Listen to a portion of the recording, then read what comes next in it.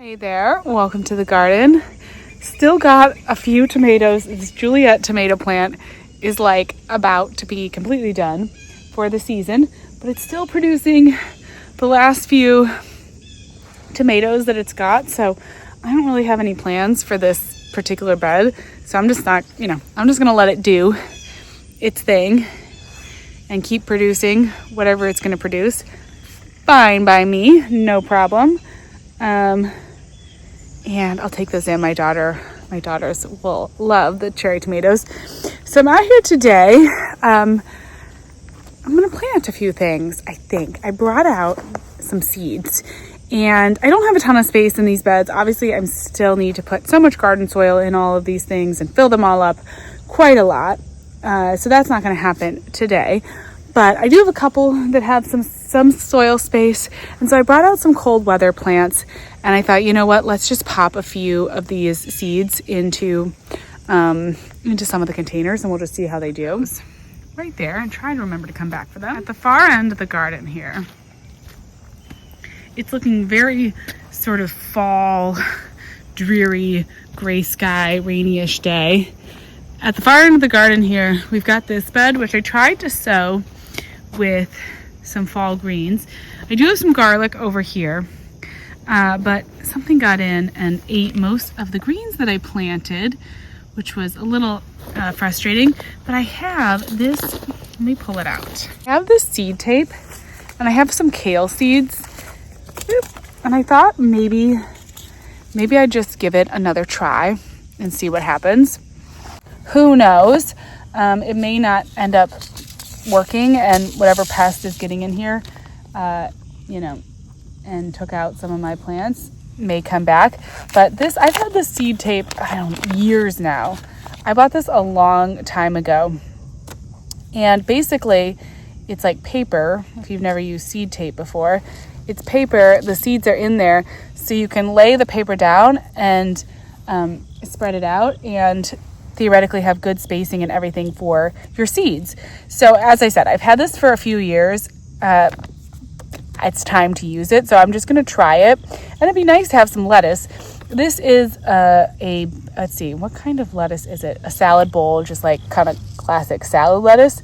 So I might actually be able to get some decent heads of lettuce for this, or there's nothing stopping me, of course, from continuing to harvest this as baby greens, which is what I usually do with most of my lettuces. So I think it'll be just fine. So let's get it set up. I'm just going to create a well in this soil. Not, seed tape, any lettuce greens are just like any other lettuce greens with the seed tape in it. It just wants a little light covering of soil, basically just to hold the seed tape down. And we're going to just take a few rolls. I've never used this before. As I said, this is very interesting. We're going to try it out.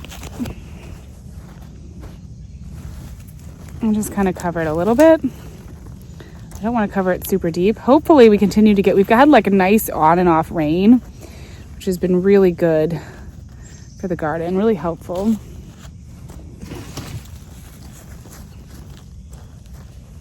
I may be asking for trouble because whatever came in here, I could probably separate these. If you wanted to do this more as head lettuce, it'd probably be better to separate it out like that. As I said, I'm usually a baby greens kind of person, so to me, I don't really care about the spacing. I'm not going to plan on this lettuce growing up really much through the actual winter for me. Some of the greens, like the kale here, this will actually grow all through the winter, probably make it to spring.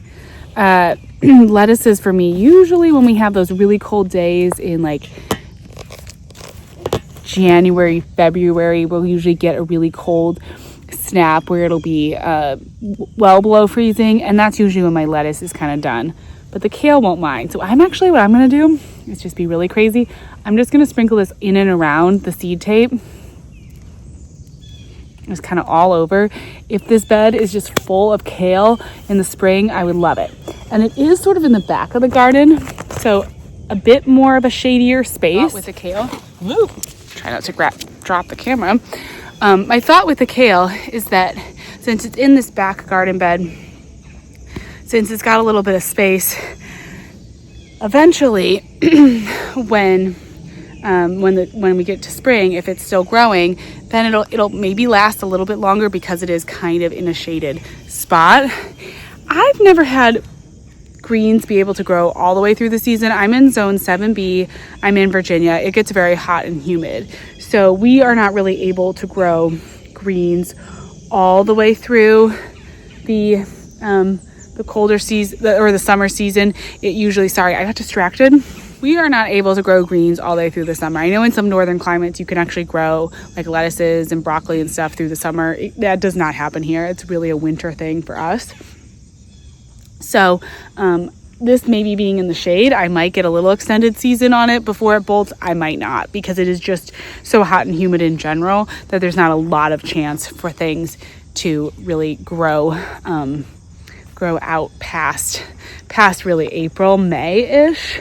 That's when things usually kind of start slowing down, but we'll give it a shot. Okay, now I have these perennial beds, which are going to be filling up with perennial flowers, hopefully in the next growing season. But I think I'm going to try to throw, I grabbed a few more seeds. Let's see what else I pulled. I pulled out some beet seeds, some carrots. I thought those might be kind of fun to grow in the perennial bed. I might stick some of them around the raspberries too. Let's see. I just went into my seed collection and I just spilled dill everywhere. Uh-oh. Okay, let's do dill around the raspberries. I'm gonna set you down here. I need to remember my tripod next time I come out. Okay, there's dill spilling everywhere, so we're gonna have dill probably all over the garden. This is the danger of putting things in your pocket, but it's so rainy today.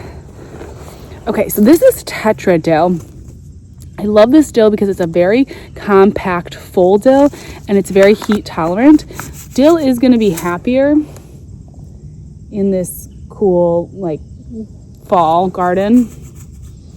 But if you have trouble having like really thick dill, if your dill is usually kind of like wispy and just bolts quickly and flowers, this might be a good dill to try because it tends to be really bushy, late flowering, and it's more heat tolerant. So you can plant it in the spring and have it for summer, and I've had that do pretty well in my area. But it also is one that I think you can probably grow in these kind of cooler temperatures, and I think it's going to be happy. So I'm going to try a little bit of it. It takes 20 to 25 days to emerge. So I don't know exactly how that's going to go, but you know me, I like to just kind of like try things out. So I'm going to fold this over. Dropping seed packs everywhere. I'm going to fold this over again to try not to spill it. I also had some snapdragon seeds.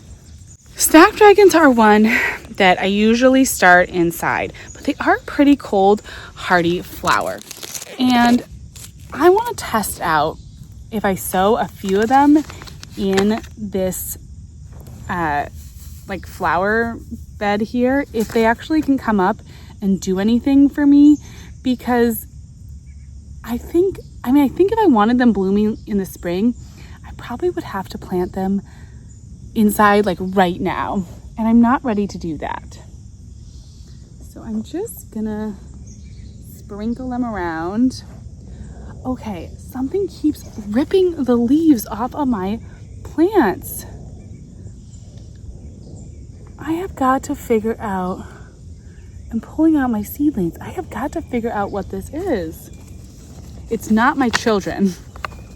I put that question on Instagram, and a few people were like, is it your kids? Which is a good guess because I have a 3-year-old. She just turned 3, which is very exciting. Very kind of a tricky age for gardening. But it's not her because she hasn't been out in the garden in a few days. And these are fresh leaves that have been pulled off of plants. It's gotta be a raccoon. Here. Put you in here. These beds are very hodgepodge right now. I am going to, in the spring, come in and do like a nice layer of compost and stuff. But I'm just gonna throw some of these little snapdragon seeds and we'll just kind of see. They're 110 days. I mean, yeah, I would have to like start them the next month or so indoors if I want them to grow out next season. Okay, then I have some carrots, I have some beets, I have some upland cress. Is there any seeds left in here? This is one that grows really quickly. It's a really fun, like fast growing plant. Carrots, and then I have just a salad bowl mix of lettuce. Where do I want to do these? I think I'm going to try the carrots and the beets over in the tomato bed. Let's go. As I said, I only have a couple of these raised beds that have any soil in them, but this is with the Juliet tomato. It's got soil. And I think what I'm going to do is just in the front here of the bed, because I will be growing probably more tomatoes in this bed next year because I have the arched trellis here. It's a good spot to grow things up the trellis, but it'd be fun to do a few carrots and beets in the front. Now, a lot of people talk about having issue with carrots germination, how to cover their carrots. I have never had an issue with my carrots germinating. I've never done anything special other than water them. I think it's because it is so hot and humid here that it's just not something I deal with. Actually, I have this other bed over here. There's a little bit of soil in here. I'm gonna plant some beets into this bed.